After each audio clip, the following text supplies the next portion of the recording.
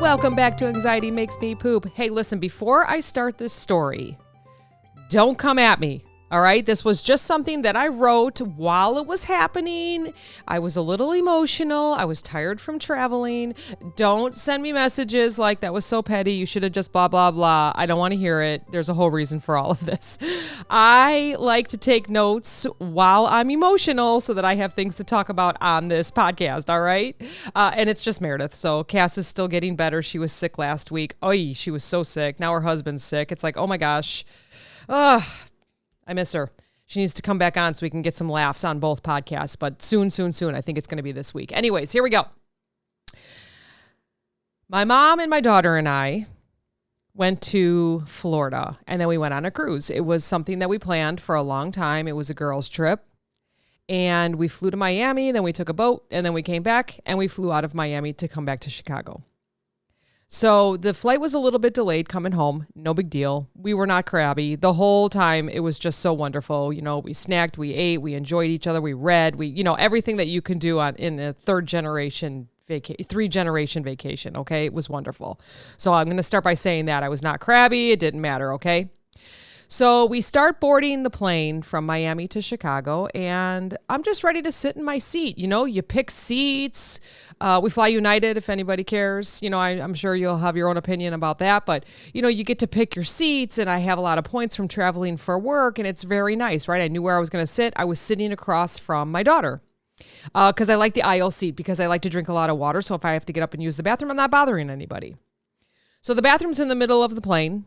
And our seats are a little ahead of that. Okay. We're not first class, but we're just a little ahead of that because I don't like to sit by the bathrooms. When we get onto the plane, I am asked by a family of 3 to change my seats. So I go to look, and this family of 3 is sitting in the row that I'm supposed to be sitting at. And the mom is in my seat belted, everything, including a small child. They asked if they could change with me so that they could all sit together. Okay. They hadn't selected their seats together ahead of time, you know, and then once we boarded, they started asking people to move. So I immediately said no. Okay. I know. Whatever. Don't come at me. But I told them I wanted to sit across from my daughter. I had deliberately chosen a seat away from the bathroom and across from my daughter. And my mom was just one seat up so that we were all together. Girls trip, right? Not a big deal. I know it's not a big deal. I wasn't being difficult. I was being intentional. Like, I paid for that seat. I think actually it was a seat that I had paid a little extra for because I wanted that one. They then asked people around to move, like people behind them, you know, like, and let me just say something really quick. This whole entire time, the mom does not remove her seatbelt. She was staying. Like, she had already got on the plane. The 3 of them got on, sat down and said, it doesn't matter who's sitting in this seat. They're going to have to move. Okay. So it kind of annoyed me, but not really. I get it. I have kids. I get it. You got to be with your kid, you know? So the people behind her, okay, let's see if I can explain this. So she was an aisle. This boy was in the middle, and then the dad was by the window. So the dad kind of almost stood up in my face, like they had already made the plans, and I think this is why I got thrown off. I kind of felt attacked. The dad stood up and looked at me, and he goes, "Listen, we already talked to the people behind us, and they're going to let you sit by the window." And I said, "I don't sit by windows. I need an aisle seat." Like, I wasn't being impossible, but I was kind of starting to feel attacked. Okay. I know everyone will do something different in this situation.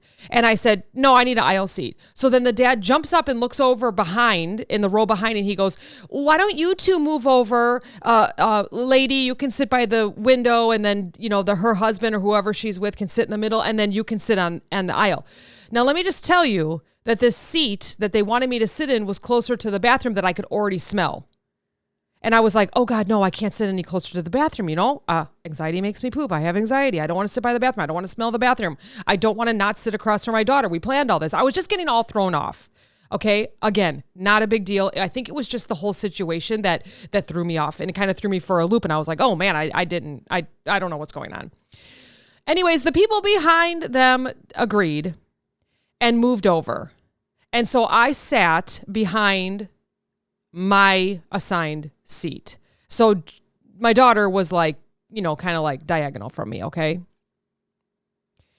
Eventually, I just gave in. I said, fine, whatever, okay?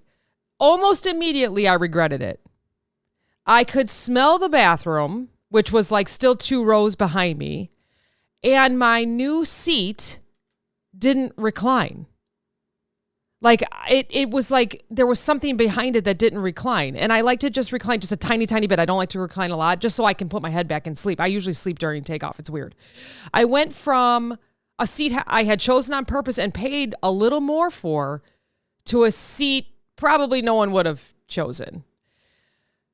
And that's when I kind of started thinking, like, sometimes it is okay to be nice. But if being nice creates a clearly uncomfortable situation, then what exactly am I doing? Is it kindness, or is it me absorbing someone else's inconvenience so that they don't have to? So that's the whole point of this episode. It wasn't the whole situation. They had a small child. I was going to move. I have children. I understand. I think it was just the attack of, I'm relaxed. I'm with my mom. I'm with my daughter. This is a vacation. I don't have to worry about anything. I don't have to work. And then as soon as I approach my seat, the woman's not taking off her seatbelt. Like, it was already, my future was already confirmed by them. And the dad was kind of up in my face, kind of stood up in my face. Okay. Can you picture this? All right. I tried to relax. I told myself this was not a big deal. No one was in danger. The plane was taking off. We're heading back to Chicago. This wasn't worth staying upset about. It took me 4.5 minutes to calm down. I really wasn't bothered about it all. It was just, again, upon arrival and having all this stuff happen, okay? It just threw me off. Maybe it would have thrown you off too, or maybe you're like rolling your eyes, whatever. Then shut the episode off. I don't care. But if you had something like this happen, keep listening. It was a realization that there was no intention for them to move at all. This didn't feel spontaneous. It felt planned. So then you get upset, right? Like, they assumed people would rearrange themselves around them because they had already planned this. Like, they knew that if they asked enough times or asked the right people, someone would care, okay? And listeners, this is where psychology comes in. We are wired to avoid social discomfort more than physical discomfort. I'd rather sit next to a smelly bathroom in a non-reclining seat than be perceived as selfish, unkind, or that person that wouldn't move for the family, for the child, especially when that child is involved. You understand me? There's a psychological concept called normative social influence. It's the pressure where we feel to go along with something because we want to be seen as good, as reasonable people, and then you add a kid into the situation and suddenly saying no feels morally wrong. Okay. Even when the request itself is maybe unreasonable. Now, it wasn't unreasonable, but there could be other situations that you might feel are worse. Okay. They didn't need everyone to move. They just needed the one person to comply. And once that happens, dynamics shift. What was optional starts to feel inevitable. And what lingered for me afterward wasn't angry. It wasn't being anger. It wasn't being upset. It wasn't holding on to anything. It was just resentment a little bit. Okay. Well, I guess I was holding on. I was holding on to resentment. It was a quiet, nagging frustration that shows up when you violate your own boundary. That's another big thing in this whole situation. Again, it wasn't a big deal, but it was like, I felt like my boundary had been violated. I wasn't upset because of the seat. I wasn't upset because I said yes when I wanted to say no, right? I mean, my daughter's an adult. It's fine. I didn't have to sit next to her. I was with her all week. But here's the part that I want you to listen to. Other people's poor planning is not your emergency. Empathy does not require self-sacrifice. I can understand someone's situation and still decide not to take on the cost of fixing it. I could have decided that. It was my seat that I paid for. And a little more because there was a certain spot I wanted more leg room and stuff, okay?